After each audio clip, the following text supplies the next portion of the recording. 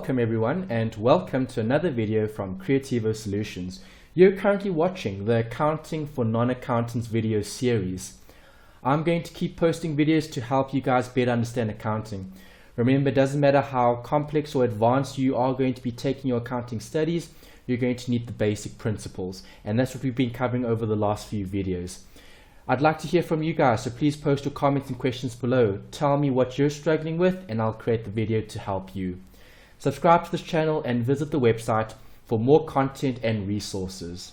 Today we're going to be looking at financial performance. The first rule that we need to establish is, well, what is financial performance? You guys are probably wondering, well, if I'm looking at the word performance, I'm looking at something that is relating to things that we do, so activities. So if we're focusing specifically on financial performance, we're looking at a period of time whereby there's going to be certain things coming in and certain things going out, and we call those income and expenses.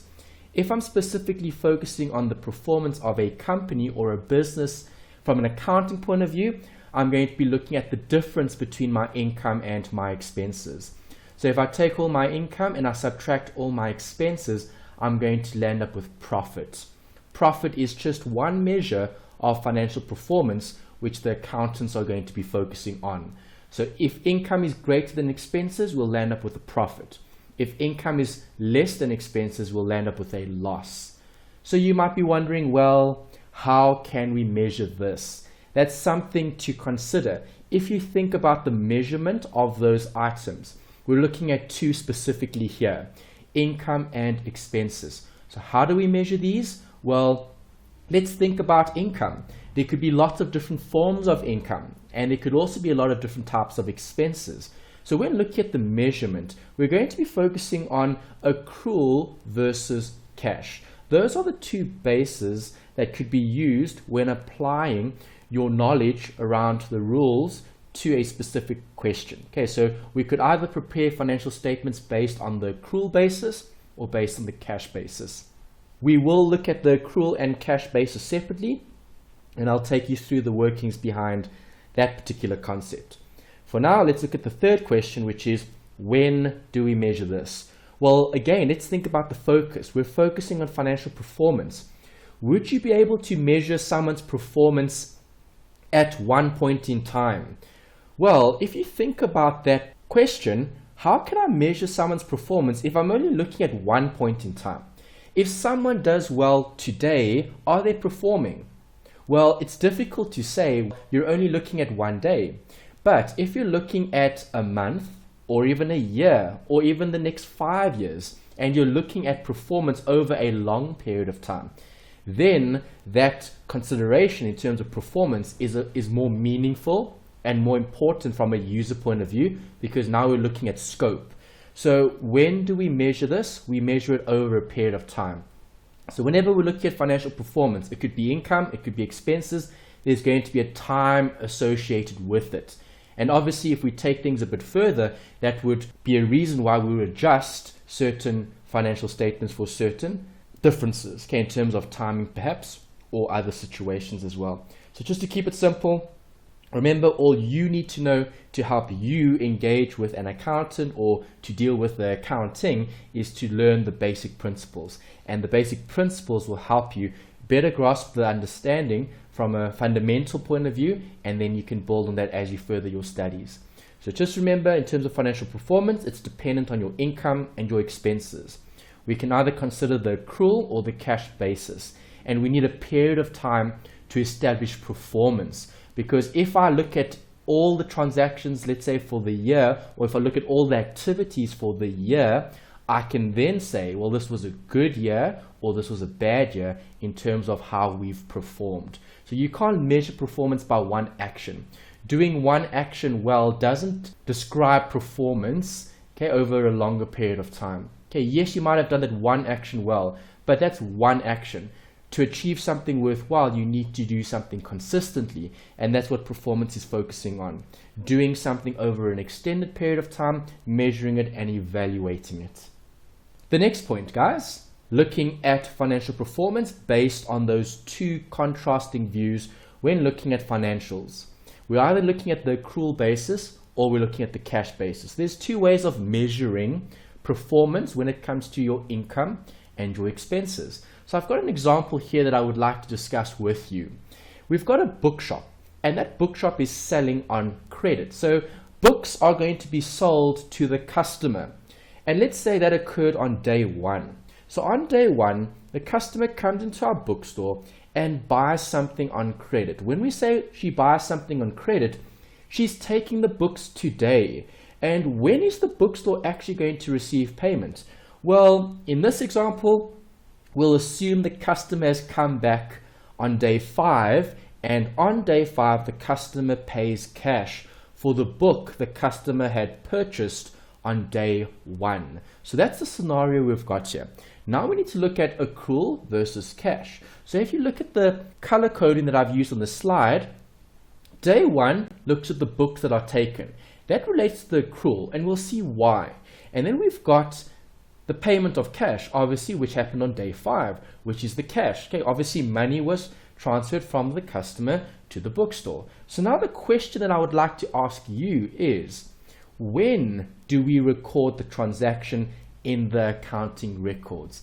That's a very, very important consideration, because we're looking at when do we actually recognize the sale of books. Do we recognize the sale on day 1, somewhere between day 1 and day 5, or on day 5? When do we actually recognize the sale? Take a moment to think about this very carefully before we reveal the answer.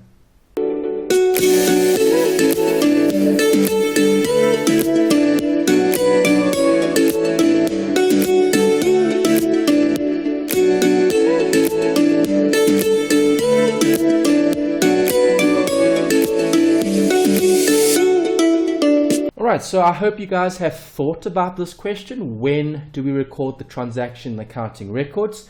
To answer the question, we're going to have to look at the actual receipt and the payment. Okay, in terms of when was the customer actually paying for the item, and when did she actually receive the books? Because the transaction will arise when the exchange actually occurred. So if you think about this scenario again very carefully, the bookshop sells on credit. If we're looking at the bookshop, has the bookshop still got the books on day 1 after having given it to the customer? Well, the answer would be no. The bookshop would have given the customer the books on day 1. So in terms of an exchange, has an exchange occurred? Well, yes. Part of the exchange has occurred because the books have been delivered to the customer. The customer now has an obligation to pay the outstanding amount to the actual bookshop. So if I'm looking at things from the bookshop's point of view, the bookshop has sold on credit, and if we sell on credit, that meets the definition of an asset. So we have an asset in the form of a customer. If we're focusing now on the customer in relation to the bookshop, the customer would be the bookshop's debtor, because the debtor is the customer who is then going to be paying cash later to the bookshop, and the bookshop will receive something from that outstanding debtor. When looking at the customer, 5 days later the customer now pays, and the customer is paying the bookshop for the books that were taken on day 1. So accountants consider when the transaction actually arises. If we're thinking about the word transaction, we're looking at an exchange, okay, of goods and services. So obviously goods were exchanged on day 1, and that's when income will be recognized. So the sale, according to the accounting basis of the accrual system, okay, the accrual basis of accounting will recognize the sale on day 1. That's the answer in terms of when we would actually recognize the transaction, because it has arose on that specific day. If this was an expense, the same thing would apply. When do we actually incur the expense? So that's the vocabulary that's used to describe an accrual. An accrual can either be income when it's earned, or an accrual can be an expense when it's incurred. Okay, so those are two scenarios that relate to financial performance. So when looking at income and expenses, we need to look at the actual time at which the transaction had arose. So the sale arose on day 1. The answer then to the previous question, which we said, when are we going to record this in the financial books of the entity? it's going to be recorded on day 1, irrespective of when the actual cash is received. If we were only looking at the cash basis, well then it's nice and simple, because now we're just looking at inflows and outflows. So if it was the cash basis, we'd be focusing on day 5 as the focus in terms of when we actually receive cash as a business that has sold something on credit. So that's the accrual and the cash basis. Just remember, the accrual basis looks at when do transactions actually arise, irrespective of whether cash has been received or not. We're not looking at that specific application. Okay, you do get a cash flow statement, and that's slightly different.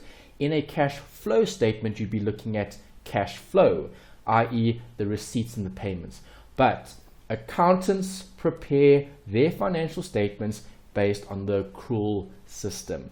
That's the basis they're using to prepare the information that we're going to be using to make a decision. You've seen these rules before. You know how important they are. Accounting is really simple, and because this is the Accounting for Non-Accountants video series, I'm keeping the core fundamentals as simple and easy for you to understand as possible, because most of you, I know, are probably not going to want to study accounting further, but you're going to be required to do it as part of your course or your degree or the studies that you're currently busy with. So just remember, we have 6 accounting rules. There are 2 rules on the slide. 1 for income and 1 for expenses. We're looking at these 2 because they relate to the financial performance. Expense accounts increase on the debit side, and income accounts increase on the credit side. The increase, we know, is the important bit, because we record transactions and balances are going to be recorded on the positive side. So when focusing on income, the more income we recognize, the more income that we earn, will then credit those accounts. And in terms of expenses, the more expenses we incur, the more expenses we have, we need to record those in the entity, and those expenses would be recorded on the debit side. So that's the accounting rules that you would use when dealing with financial performance. We've come to the end of this video. Thank you for watching. I hope you subscribe to the channel, and please leave comments below. Tell me, did you understand what the accrual principle is, and can you relate that to the opposite principle, which is the cash basis? Okay, so those are 2 key fundamentals that can be used when looking at recognition of a specific transaction. Thank you for watching, and if you liked the video, please hit the thumbs up button.